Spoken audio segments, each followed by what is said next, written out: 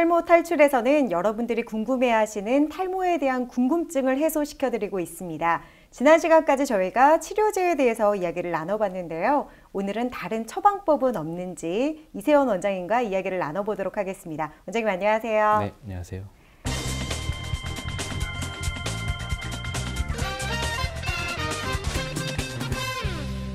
네, 지난 시간 치료제에 대해서 언급을 해주셨어요. 자, 그렇다면 많은 분들이 또 이 외의 치료 방법은 없을까 궁금해하실 것 같은데요. 그 부분에 대해서 좀 설명을 해주시죠. 네, 우리가 이제 남성 탈모 치료를 할 때 치료약의 복용은 필수긴 한데요. 네. 약의 효과가 어쨌든 현재 상태를 더 이상 진행을 막아주고 더 이상 대머리가 되지 않게 막아주는 효과는 거의 확실합니다. 근데 이제 조금 우리가 부족한 게 약을 먹어도 모발이 좀 더 굵고 길어졌으면 좋겠는데 그게 잘 안 되는 경우가 많이 있거든요. 네. 그래서 그런 부분에 대한 어떤 치료에 대해서 좀 말씀을 드리려고 합니다. 그래서 우리가 탈모를 치료할 때, 남성 탈모를 치료할 때 중요한 게 DHT라는 호르몬, 가장 공격한 호르몬을 억제하는 거예요. 이건 약을 먹으면 되는 거죠. 그렇죠. 그 다음에 오늘 제가 말씀드리려는 게 이 생장기를 연장하는 치료, 이 부분을 좀 말씀드리려고 합니다. 오. 우리가 남성 호르몬과 세포 노화 물질 이런 것들의 공격에 의해서 탈모가 진행이 되는데요. 네. 다시 한번 말씀드리지만 이 남성 호르몬은 전체 남성 호르몬이 아니고요. 그렇죠. 탈모를 일으키는 특정 그 호르몬만을 약이 억제하는 건데 네. 그 호르몬을 억제하는 거는 약을 먹는 걸로 충분히 달성할 수 있고요. 그렇다면 이 남성 호르몬 외에 다른 어떤 공격을 막아내고 성장을 촉진할 수 있는 방법이 없는지 그거를 생각해야 되거든요. 그래서 그 치료를 제가 말씀을 드리려고 합니다. 네. 오, 다시 등장했네요. 네. 나무를 키울 때 네. 제일 중요한 게 벌레를 잡고 비료를 줘야죠. 네. 바로 이 벌레가 말씀드린 DHT, 약으로 억제해야 되는 그런 부분이고요. 네. 이 비료가 이 생장기 연장 치료라고 우리가 할 수 있겠습니다. 오. 그렇다면 과연 이 생장기가 무엇인가 그걸 네. 좀 언급하고 싶은데요. 네, 그렇습니다. 궁금한데요. 네. 이 우리가 모발은 어떤 주기가 있어요.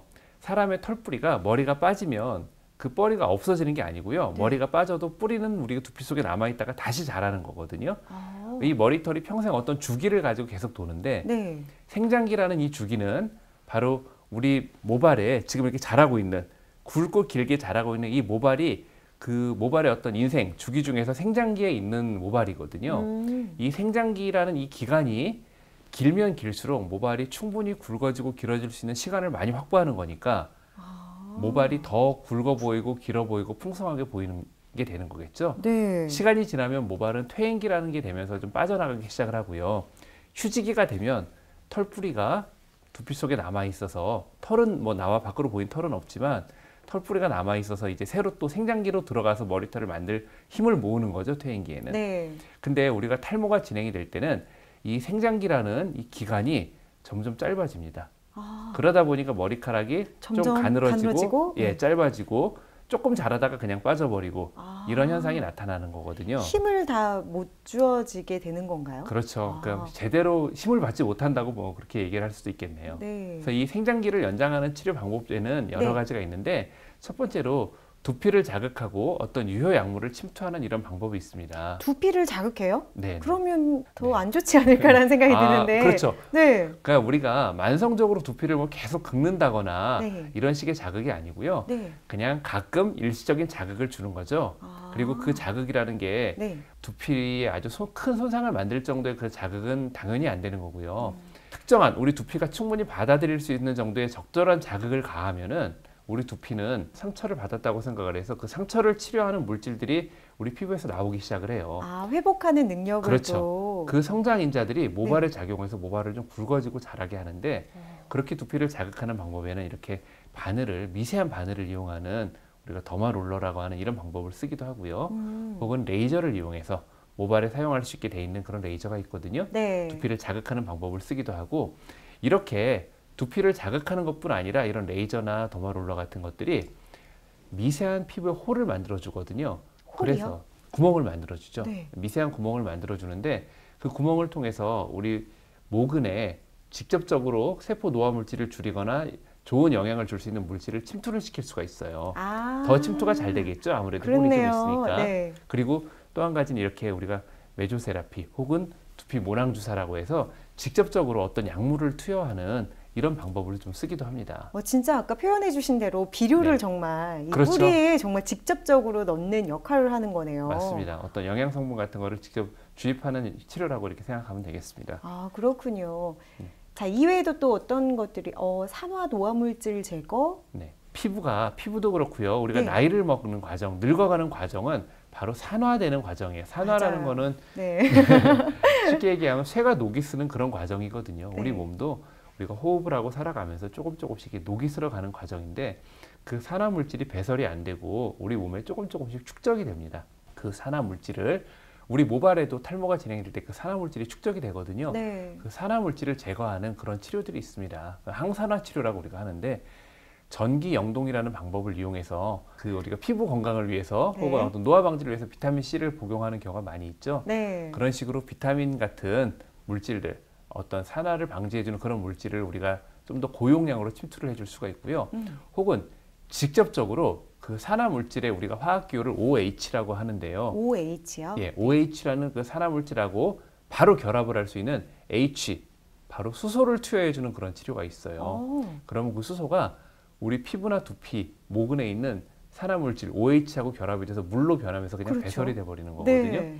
그래서 그런 항산화 물질을 제거하는 이런 치료들을 우리가 또 적용해서 치료해 보기도 합니다. 그러면 약물을 같이 복용을 하면서 치료가 진행되는 물론이죠. 아, 네. 또 하나는 네. 모발의 어떤 성장 주기를 조절하는 직접적으로 모발에 어떤 작용을 해서 그 생장기를 연장시키고 모발의 어떤 성장을 촉진하는 성장인자를 자극하는 그런 치료들이 있는데 네. 바로 저출력 레이저 LED라는 것들이 있습니다. 음. 앞에서도 잠깐 레이저가 나왔는데 그 레이저는 두피에 약간 상처를 주는 두피를 자극하는 레이저고요. 이 레이저들은 직접 피부 겉에는 어떤 상처나 자극을 하지 않지만 굉장히 피부 깊은 데까지 침투를 하거든요. 그래서 모근에 직접 작용을 해가지고 모근의 어떤 성장 주기를 좀 조절하는 그런 역할을 하기도 합니다. 시장에도요, 그냥 집에서 이렇게 LED로 네. 관리할 수 있는 기기들이 많이 나와 있는 걸로 알고 맞습니다. 있거든요. 맞습니다. 가정용 LED 기구들도 있는데 네. 이제 대부분의 근데 시중에 나와 있는 제품들이 조금 조악한 제품들이 좀 많고요. 아. 제대로 허가를 받아서 나오는 제품은 사실은 그렇게 아. 많지는 않은 것 같고요. 네. 이 어느 정도 효과를 보려면 이 LED라는 게 그냥 쪼인다고 되는 게 아니라 의료용 LED를 굉장히 강한 고출력으로 쪼여야 두피에 침투가 되기 때문에 가정용 LED는 조금 부족한 그런 부분이 있습니다. 역시 정확한 진단과 이 치료는 병원에서 받으셔야겠네요. 다양한 자료들이 지금 눈에 보이는데요. 이 내용들은 어떤 것인지 설명 네. 좀 해주시죠. 그래서 제가 앞에 말씀드린 이런 치료 방법들이 그 어떤 직관에 의해서 그냥 이러면 좋지 않을까, 그래서 하는 민간요법하고는 좀 다르게 네. 실제로 이런 것들이 여러 의학자들에 의해서 연구가 되고 있는 그런 치료들이고요. 오. 그래서 효과를 많이 보고 있다는 그런 연구 자료들도 많이 나오고 있는 과학적으로 좀 검증이 되어가고 있는 그런 치료들입니다. 그런데 저희가 일상생활에서 사실 저도 이제 헤어를 관리를 많이 하기 때문에 그런데 두피 마사지나 이런 모공 스케일링을 해주면 건강이 좋다. 네. 이런 얘기를 들은 적이 있거든요. 네. 실제로 진짜 효과가 있는지 궁금했어요. 이 탈모 시장이 워낙 발전하고 네. 크다 보니까 두피 관리실, 탈모 관리실도 많고요. 그렇죠.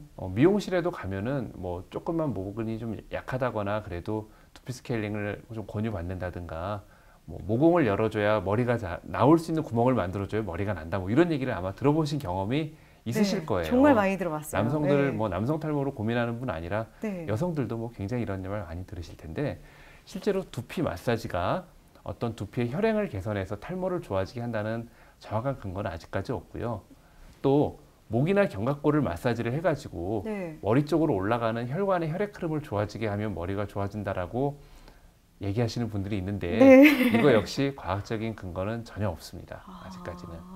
또한 모공 청소나 두피 스케일링 같은 경우에 이 모공이 막히는 거는요, 탈모의 어떤 결과물이거든요. 그러니까 이게 원인이 아니고 탈모가 많이 진행되고 머리가 더 이상 만들어지지 않으면 모공은 자연적으로 막혀버리는 거지, 네. 모공이 원인이 아니기 때문에 모공을 열어준다, 예를 들어서 각질을 제거한다고 해서 탈모가 치료되는 건 전혀 아니고요. 왠지 각질에 이렇게 네. 내 모공이 숨어 있어서 안 나오는 게 아닐까라는 생각도 하게 되거든요. 오히려 과도한 각질 제거나 네. 과도한 두피 스케일링을 받을 경우에는 두피에 어떤 염증을 만들어 가지고요, 이 각질도 우리한테 적절히는 좀 필요한 거거든요. 네. 오히려 탈모에 더 안 좋은 영향을 미칠 수도 있습니다. 특히 또 이 아로마를 이용해서 두피에 아로마를 뿌려준다거나 뭐 아로마 오일을 이용해서 치료하는 방법 역시 과학적으로는 전혀 검증이 안 된 방법이기 때문에 이런 방법들을 사용하면서 탈모의 어떤 치료의 시기를 놓치는 것보다는 빨리 제대로 적절한 치료를 받는 게 한 가닥이라도 더 머리를 살릴 수 있는 그런 방법이 될 것 같습니다. 정확한 치료 방법은 아니라는 사실을 좀 염두에 두셨으면 좋겠네요.